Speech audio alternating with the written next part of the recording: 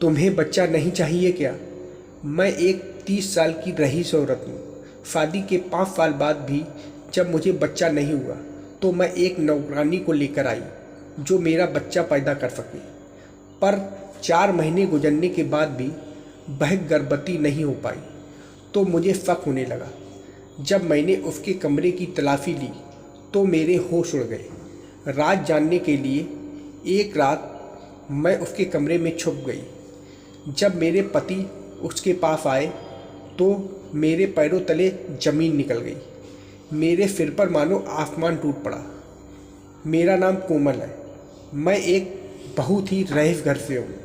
मेरा और कोई भाई बहन नहीं है। मेरे पिता का पूरा कारोबार मैं ही संभालती हूँ। मेरे पिता ने अपने पसंद के एक लड़के को देखकर मेरी शादी करवा दी। राहुल और मैं शादी के बाद बहुत खुश थे, पर शादी के बाद उसने अपनी नौकरी छोड़ दी। वह कोई भी काम नहीं करते थे। मुझसे कहते थे मैं आईएएस की तैयारी कर रहा हूँ। उनके गांव में खेत है, फसल बेचकर उन्हें थोड़े पैसे मिल जाया करते थे, पर बाकी खर्चा मैं उठाती थी। शादी के 5 साल बाद भी मुझे बच्चा नहीं हो पाया। इतना बड़ा कारोबार संभालने के लिए मुझे एक बच्चे की ज़रूरत थी।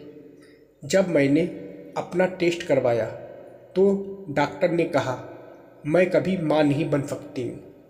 मैं बहुत ही ज़्यादा उदास हो गई। मेरे माता पिता हमेशा कहा करते थे कि जल्दी से बच्चा कर लो ताकि हमारा कारोबार संभाल सके।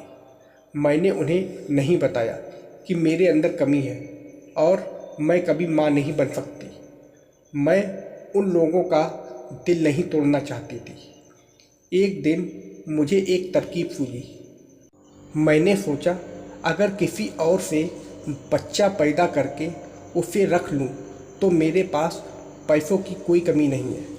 कोई भी गरीब औरत मेरा बच्चा पैदा करने के लिए तैयार हो जाएगी। जब मैंने अपने पति से यह बात कही तो पहले तो वो ना कर रहे थे, लेकिन बाद में उन्होंने मेरी बात मान ली। जब वह गांव गए तो वहाँ से एक हसीन लड़की को लेकर आए जो हमारा घर संभाल सके।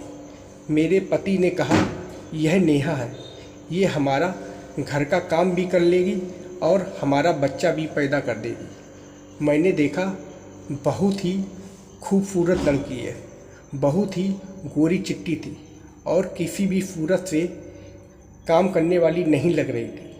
मैंने मन ही मन सोचा इससे मेरा बच्चा भी देखने में अच्छा पैदा होगा।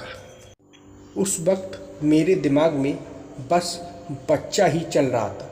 मैंने नेहा से कहा कि तुम्हें बच्चा पैदा करना है और इसके बदले में मैं तुम्हें पैसे दूंगी। पैसे लेकर तुम बच्चे को मेरे पास छोड़कर चली जाना। नेहा मात्र 18 साल की थी। उसने मेरी बात मान ली। अब मैं अपने पति को उसके कमरे में भेजने लगी और इंतज़ार करने लगी कब वह मुझे खुशखबरी दे, जिसका कब से मैं इंतज़ार कर रही थी, पर वह तो आ ही नहीं रहा था।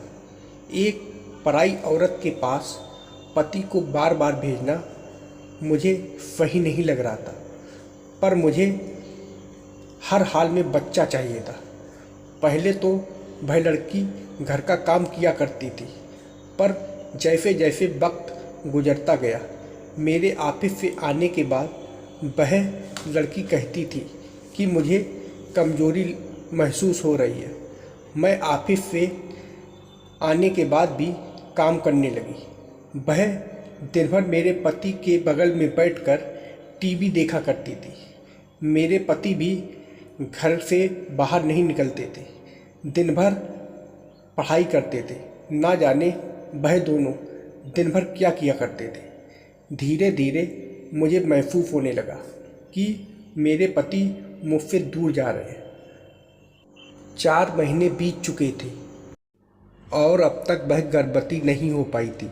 उन दोनों को देखकर अब मुझे शक होने लगा। एक दिन वह कहीं बाहर गई हुई थी, तो मैं उसके कमरे में घुसकर तलाशी लेने लगी तो मेरी आंखें फटी की फटी रह गईं। उसके कमरे में से मुझे कुछ गोलियां मिली। मैं इसे बच्चा पैदा करने के लिए लाई थी, तो यह बच्चा ना होने की गोली क्यों ले रही है? मुझे अपने पति पर भी शक होने लगा। जरूर इन दोनों के बीच में कुछ खिचड़ी पक रही है। जब नेहा घर पर आई तो मैंने उससे कहा कि तुम अपना सामान बांध दो। 4 महीने जब तुम्हें बच्चा नहीं हुआ तो मुफ्त की रोटी अब तोड़ने की ज़रूरत नहीं है। वह गिड़गिड़ाने लगी, मालकिन इस महीने आपको खुशखबरी मिलेगी। रात को मैं उसके कमरे में छुप गई।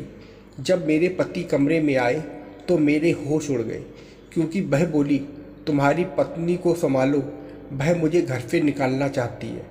मेरे पति ने कहा, मेरी पत्नी बेवकूफ़ है, उसके पास ढेर सारे पैसे हैं पर बे औलाद है, और इस बात का फ़ायदा हम दोनों ज़िंदगी भर उठाएंगे।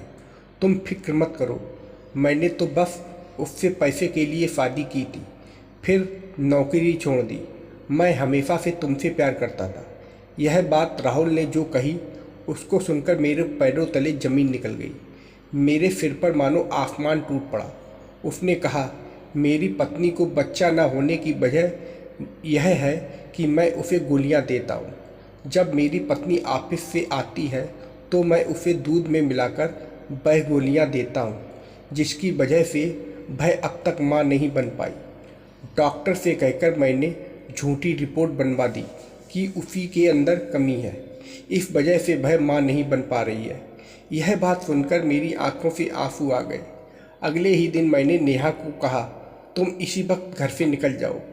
वह बिल्कुल घबरा गई। मैंने चौकीदार को बुलाया और कहा, इसका सामान बाहर फेंक दो। तभी मेरे पति वहां आ गए और कहा, कोमल, तुम यह क्या कर रही हो? तुम्हें बच्चा नहीं चाहिए क्या? मैंने कहा, 4 महीने हो चुके हैं। जब बच्चा नहीं दे सकी तो अब क्या देगी? यह भी बांझ है। मैं कोई और व्यवस्था कर लूँगी। इसे अब अपने घर पर एक पल के लिए भी नहीं रखूँगी। महारानी की तरह रहती है यह।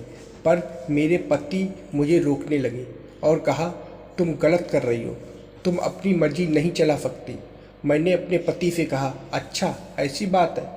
मैंने तुम दोनों की बात कल रात को सुन ली थी। मैंने चौकीदार को कहा, मेरे पति का सामान भी घर से बाहर फेंकवा दो। यह सुनकर उसके ऊपर आसमान टूट पड़ा। वह बोले, तुम मेरे साथ ऐसा कैसे कर सकती हो? मैं तुम्हारा पति हूँ।